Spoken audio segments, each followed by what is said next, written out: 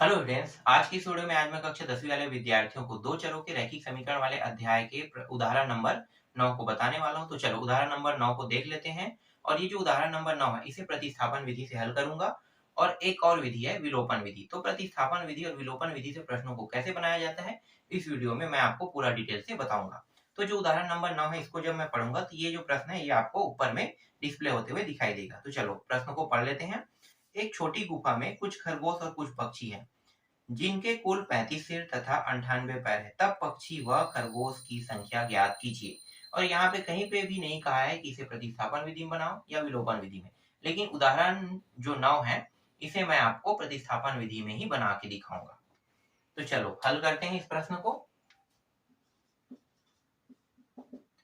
माना खरगोश की संख्या बराबर x। यहाँ पे खरगोश और पक्षी का जिक्र किया है ना, तो हम लोग क्या करेंगे, खरगोश की संख्या को x मानेंगे और पक्षी की संख्या को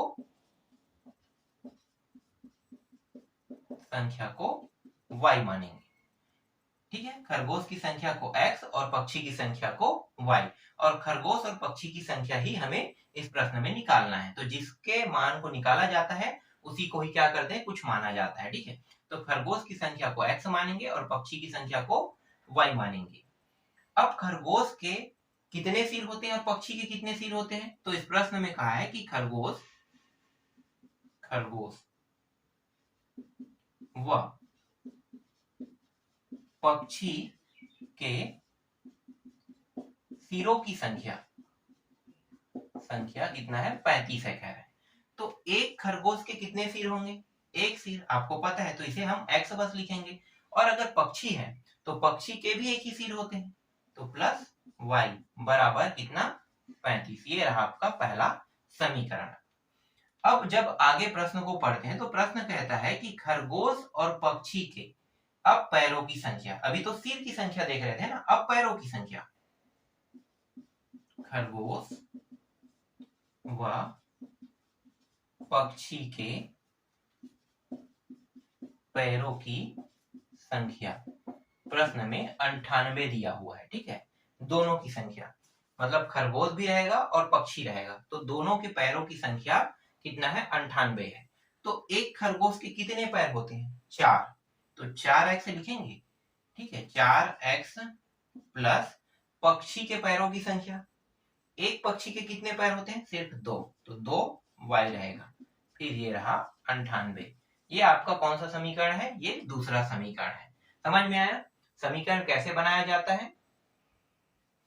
अब प्रतिस्थापन विधि से इस प्रश्न को हल करते हैं। तो चलो यहाँ पे मैं लिख लेता हूं प्रतिस्थापन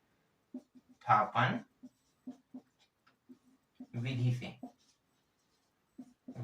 ये प्रतिस्थापन विधि क्या होता है, तो प्रतिस्थापन विधि में जब भी हम किसी प्रश्न को हल करते हैं तो या तो मैं x या y, देखो यहाँ पे x या y, इनमें से एक मान को यहीं पे रहने दूंगा और एक मान को इस साइड भेज दूंगा। ठीक है, हर प्रश्न में ऐसे ही करते हैं प्रतिस्थापन के, चाहे आप समीकरण 1 के साथ करो चाहे आप समीकरण 2 के साथ करो, इससे कोई लेना देना नहीं है। आप चाहे समीकरण 1 को लेकर बनाओ या समीकरण 2 को लेकर बनाओ, दोनों से प्रश्न आपका बनेगा ही बनेगा। तो ये चीज याद रखना कि जब हम समीकरण 1 को उठाएंगे तो जो 1 का मान है उसे समीकरण 2 में रखना पड़ेगा। अगर हम 2 को उठाते हैं तो इसके मान को 1 में रखेंगे, बस इतना ही आपको याद रखना है। तो चलो इस प्रश्न को हल करते हैं प्रतिस्थापन विधि से। यहाँ पे मैं क्या करूंगा, x को उस पर भेज दूंगा। ठीक है, तो प्रतिस्थापन विधि से समीकरण 1, प्रतिस्थापन विधि से समीकरण 1 से, ठीक है बस इतना ही लिखना है, समीकरण 1 से x के मान को इधर भेज रहे हैं ना, मतलब x को इधर भेज रहे हैं, तो यहाँ पे बचेगा क्या, सिर्फ y बराबर 35। और ये x उस साइड जाके क्या बन जाएगा, प्लस है तो उस साइड जाके माइनस हो जाएगा, तो ये माइनस x हो गया। फिर y के मान, एक मिनट और आगे तो नहीं करेंगे, बस इतना ही है ना। तो यहाँ पे देखो y का मान हमें क्या प्राप्त हो रहा है, 35 माइनस x जो है वो हमें यहाँ पे प्राप्त हो रहा है। ये पूरी तरीके से सही मान नहीं है, लेकिन प्रतिस्थापन विधि में हल करने के लिए आपको ऐसा करना पड़ेगा। तो ये जो y का मान प्राप्त हुआ है, अब इस y के मान को कहां पे रखेंगे? क्या मैं समीकरण 1 में रखूंगा? नहीं, 1 में नहीं रख सकते। क्यों नहीं रख सकते? क्योंकि ये 1 से ही बना है, ये समीकरण 1 के ही रूप है ना, 1 के ही रूप है। तो इसको कहां पे रखोगे? समीकरण 2 में। तो यहां पे आपको लिखना होगा समीकरण 2 में y का मान रखने पर। तो समीकरण 2 में y का मान रखते हैं, तो देखो यहाँ पे कितना है? 4x, जैसा है वैसा रखेंगे, क्योंकि यहाँ पे सिर्फ y की जगह पे मान रखना है, x की जगह पे नहीं। तो 4x जैसा है वैसा रहेगा। फिर 2 y की जगह पे अब यहाँ पे रख देते हैं 35 माइनस x, फिर यहाँ पे 98। ठीक है, अब इसे आगे हल करते हैं। तो यहाँ पे थोड़ा सा हल है, उसे मैं बगल में कर देता हूँ। तो ये 4x जैसा वैसा रहेगा, फिर प्लस ये हो गया, 2 का अंदर गुणा करेंगे कोष्टक के अंदर, है ना। तो 35 दूनी कितना हो गया? 70। फिर माइनस x है, तो 2 माइनस x का भी गुणा, तो ये हो जाएगा माइनस 2x। फिर लास्ट में क्या है? 98 दिया हुआ है, इस तरीके से। यहाँ पे देखो 4x है, यहाँ पे 2x है। 4x और 2x एक प्लस में है और एक माइनस में है। अगर मैं इन दोनों को हल करता हूं तो 4 में 2 को घटाऊंगा, कितना बचेगा? 2x। इसे यहाँ पे कर लेते हैं, 2x बचेगा और फिर ये 70 बचेगा और दूसरे साइड 98 रहेगा, इस तरीके से। तो 2x को यहीं पे रहने देते हैं, 70 को उस पार भेज देते हैं। तो 98 के साइड अगर 70 जाएगा तो यहाँ पे देखो कौन सा चिन्ह लगा है? प्लस। तो उस साइड जाके क्या हो जाएगा? ये माइनस हो जाएगा। अब इन दोनों को घटा दो, तो ये आ गया 8 और यहाँ पे 2, 28 आएगा और ये रहा 2x। x इस बार किस रूप में है? देखो x के साथ, सॉरी x नहीं, x के साथ जो 2 है वो किस रूप में है इस बार? गुणा के रूप में। तो गुणा के रूप में है, तो जब भी कोई मान चर राशि के साथ गुणा के रूप में हो तो हमेशा दूसरे साइड के मान को क्या करेगा? भाग करेगा। और यहाँ पे मुझे x अकेला चाहिए, तो x अकेला मैं ले रहा हूं और ये 28 के साइड 2 को जब भेजूंगा तो ये 2 क्या करेगा? इसको भाग करेगा। 2 एकम 2, 2 एकम 2, 2 चौके 14। तो x का मान कितना आ गया? x का मान यहाँ पे हमें प्राप्त हुआ 14।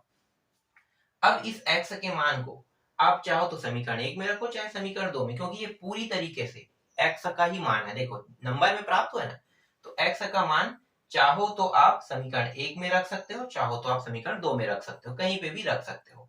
आसानी से y का मान निकल जाएगा। तो मैं क्या करूंगा? समीकरण 1 में रख देता हूं। समीकरण 1 में x का मान रखने पर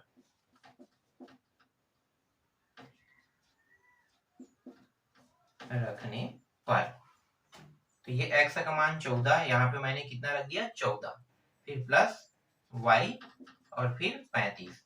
y को यहीं पे रहने देते हैं, 14 को उस पार भेज देंगे। तो क्या होगा? इस साइड आके ये घटा देंगे इसको। अब घटाने पर कितना प्राप्त हो रहा है? तो देखो ये 1 प्राप्त हुआ और ये 2, 21। तो y बराबर कितना प्राप्त हो गया? 21। और इस प्रश्न में x और y के मान को ही निकालने के लिए कहा गया था। तो x का मान 14 और y का मान 21। ये रहा आपके प्रश्न का उत्तर। तो प्रतिस्थापन विधि में जब भी आपको किसी प्रश्न को बनाना है तो ऐसे ही सेम टू सेम आपको बनाना है। अभी तो मैंने आपको सिर्फ एक ही प्रश्न बताया ना प्रतिस्थापन विधि में। प्रतिस्थापन विधि से अभी और भी प्रश्न है, तो मैं धीरे धीरे आपको सिखाते जाऊंगा, समझाते जाऊंगा कि ये प्रतिस्थापन विधि से प्रश्नों को कैसे बनाया जाता है। सबसे सरल विधि होता है विलोपन विधि। विलोपन विधि से हम लोग कोई भी प्रश्न बहुत ही आसानी से हल कर सकते हैं, लेकिन प्रतिस्थापन विधि थोड़ा सा पेचीदा रहता है। आशा करता हूं मैं जो अभी आपको बता रहा हूँ वो समझ में आ रहा होगा। ठीक है, तो इस तरीके से ये जो उदाहरण नंबर 9 है ये कंप्लीट होता है। चलो अब उदाहरण नंबर 10 देख लेते हैं।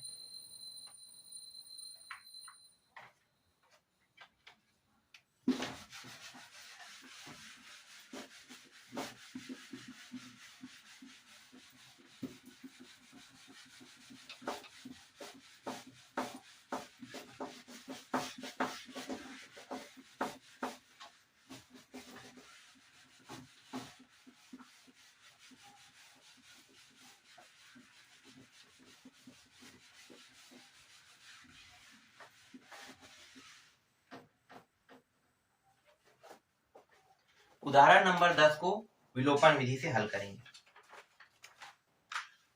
तो उदाहरण नंबर 10 को यहाँ पे मैं पढ़ लेता हूँ, उसके बाद इसको हल करेंगे, है ना। तो रीचा और नैना के पास कुछ टॉफियां हैं। जब रीचा नैना को 30 टॉफियां देती है तब नैना के पास रीचा से दुगनी टॉफियां हो जाती है, परंतु जब नैना अपनी टॉफियों में से 10 टॉफियां रीचा को देती है तब रीचा के पास नैना से 3 गुनी टॉफियां हो जाती है। बताइए उन दोनों के पास कितनी टॉफियां हैं। तो यहाँ पे नैना और रीचा के टॉफियों के बारे में जिक्र किया गया है। तो यहाँ पे मैं जब इसे हल करूंगा तो यहाँ पे हल में मैं लिखूंगा हल, एक होता है रीचा, है ना, तो रीचा पहले ले लेते हैं, ठीक है। रीचा के पास की टॉफी, तो रीचा की टॉफियां लिख सकते हो, तो रीचा की टॉफियां बराबर एक्स। रीचा की टॉफिया को हम क्या मान लेते हैं, एक्स मान लेते हैं, ठीक है। और नैना, दूसरा है नैना, तो नैना की टॉफिया को वाई मान लेते हैं, ठीक है। रीचा के टॉफिया को एक्स मान लेते हैं और नैना के टॉफियों को हमने वाई मान लिया। अब प्रश्न क्या कर रहा है, प्रश्न ये कहना चाह रहा है कि रीचा के पास जो टॉफी है ना, उनमें से 30 टॉफी ये नैना को दे देता है। तो यहाँ पे लिखेंगे रीचा के पास की टॉफी की 30 टॉफी नैना को दिया जाता है तब टॉफियों की संख्या, है ना, यहाँ पे टॉफियों की संख्या दिया है क्या, बस इतना ही दिया और नहीं दिया है, ठीक है। नैना को दिया जाता है तब तब तब रीचा के पास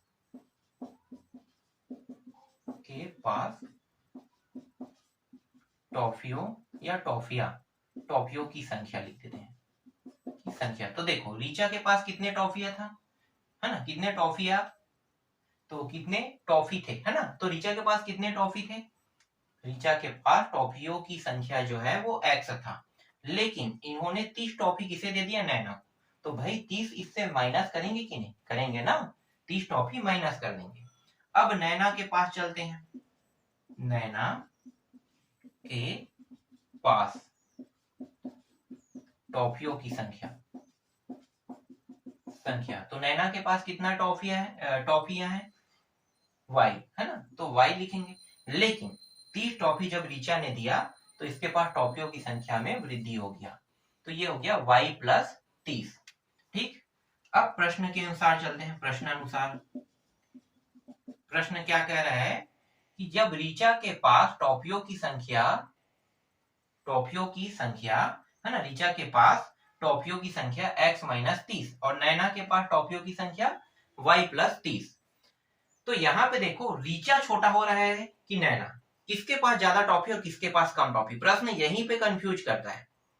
जो कम रहता है ना हमेशा उसी के पास हमें कुछ लगाना होता है, जैसे यहाँ पे गुना का जिक्र किया गया है, जब आगे आप प्रश्न को पढ़ोगे तो यहाँ पे दोगुना टॉफी के जिक्र किया है, तो एक साइड आपको क्या करना पड़ेगा, एक साइड आपको रीचा के पास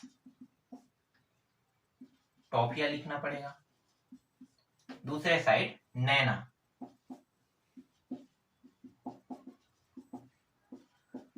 पास टॉफिया।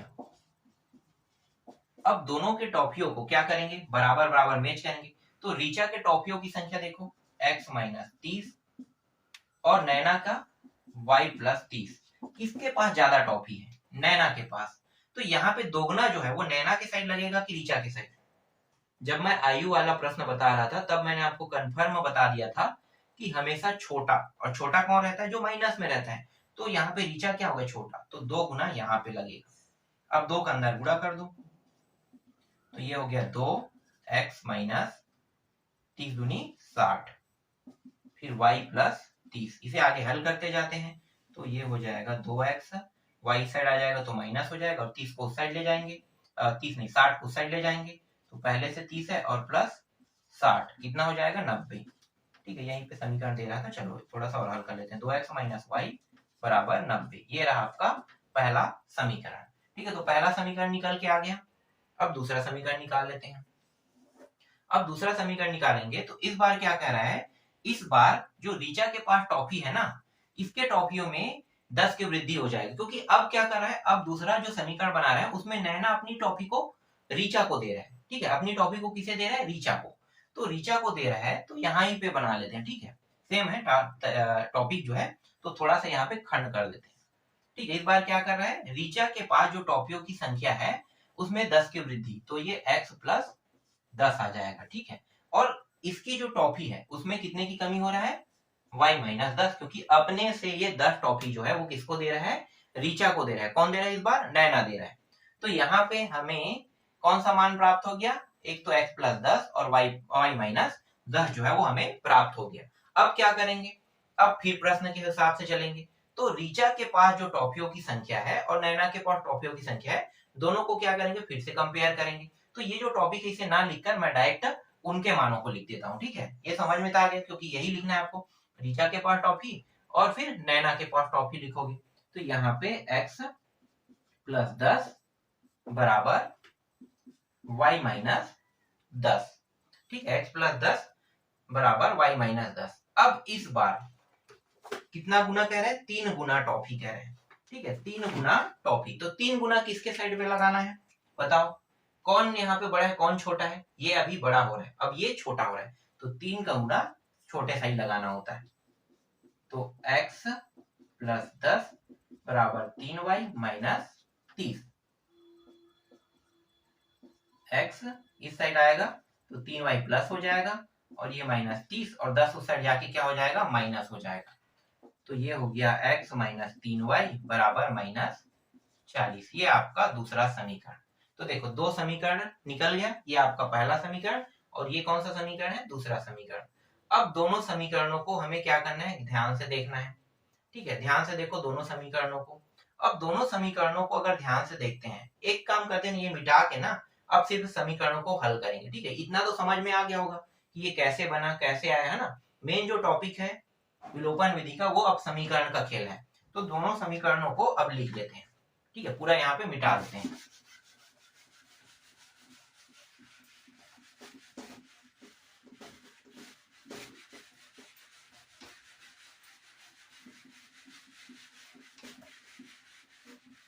पहले मैं इस समीकरण को लिख लेता हूं, 2x माइनस वाई बराबर 90। ये आपका पहला समीकरण। दूसरा समीकरण को भी इसी के पास लिख लेते हैं, x माइनस 3y बराबर माइनस 40। ठीक है, दोनों समीकरणों को इस तरीके से मैंने लिख लिया। ठीक है, अब विलोपन विधि से इसे हल करना है। तो विलोपन विधि, ये विलोपन विधि होता क्या है। ठीक है, विलोपन विधि को जानते हैं। तो देखो, जब भी हम विलोपन विधि से किसी प्रश्न को हल करते हैं तो हमें सामने के मानों को दिखाना होता है, सामने के मानों को। जब मैं आप लोगों को अध्याय 1 को पढ़ा रहा था, उस समय मैंने आप लोगों को भाग विधि से प्रश्नों को हल करना सिखाया था। उसमें करते क्या थे, जो भाजक होता था ना, भाजक और जो भाज्य होता है, उनके पहले पहले पद को देखते थे। दोनों पद जब तक के बराबर ना हो तब तक के हम उसको हल नहीं करते थे। तो इसमें भी वैसा ही करना पड़ेगा। देखो यहाँ पे x है, यहाँ भी x है, दोनों में यहाँ पे 2 है लेकिन यहाँ पे 2 नहीं है। तो क्या करेंगे, इस पूरे पद पे 2 का गुणा करेंगे, तो इन दोनों का जो पहला पद है वो बराबर हो जाएगा। तो यहाँ पे समीकरण 1 में करेंगे 2 का गुणा, की समीकरण 2 में करेंगे, ये बताओ।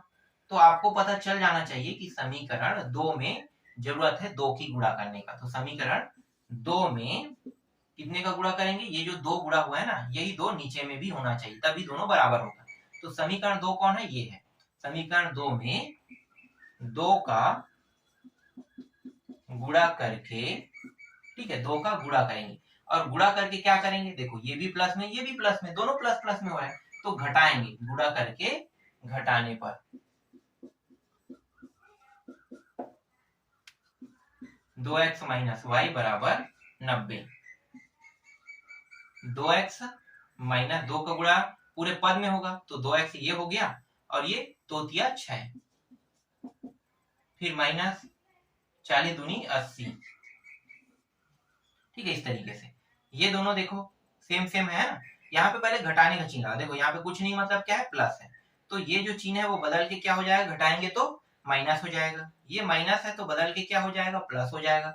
और ये कौन सा चिन्ह है, ये है माइनस में है ना, तो ये भी क्या हो जाएगा, बदल के प्लस में हो जाएगा। ठीक है, इस तरीके से तो ये दोनों को काट देते हैं, तो यहाँ पे कितना आया 0, फिर ये माइनस और ये प्लस घटा देते हैं, तो 6 में 1 घटाएं कितना आएगा 5y, फिर इन दोनों को जोड़ देते हैं क्योंकि ये भी प्लस में ये भी प्लस में, दोनों प्लस में है, तो 8 दूनी 16 और 1 17, 170। 5 के पहाड़े से ये कट सकता है ना, तो 5 के पहाड़े से कट जाएगा, तो देखो ये जो 5y है, ये 5 जो है y के साथ गुणा के रूप में, इसका मतलब क्या होगा 170 को 5 क्या करेगा, भाग करेगा, तो 5 एकम एक बार, 5 दिया 15, 2 शून्य 2 जीरो बच रहा है, तो 20 हो रहा है ना, तो 20, तो 5 चौक कितना होता है 20, तो यहाँ पे आ रहा है 34, y का मान कितना प्राप्त हो गया 34 प्राप्त हो गया। अब इस y के मान को कहां पे रखेंगे, इस y के मान को अब बगल में कर लेते हैं, अब और आसान हो गया ना। अब इस y के मान को चाहो तो आप समीकरण 1 में रखो, चाहे तो आप समीकरण 2 में रखो, किसी भी समीकरण में रखोगे x का मान निकल आएगा। तो यहाँ पे मैं y के मान को समीकरण 1 में ही रख देता हूँ, तो समीकरण 1 में y का मान रखने पर 2x जैसा वैसा रहेगा, जहां पे y है वहां पे कितना रखेंगे 34, तो माइनस और y की जगह पे मैंने रखा 34, और यहाँ पे कितना है 90, ये रहा 90, 2x 34 उस साइड चला जाएगा, तो 90 के साइड जाने के बाद 34 क्या हो जाएगा, यहाँ से माइनस ये प्लस हो जाएगा, फिर 2x बराबर इन दोनों को जोड़ दो तो 4 और 9 3 कितना हो गया 12, 124 आ रहा है ना।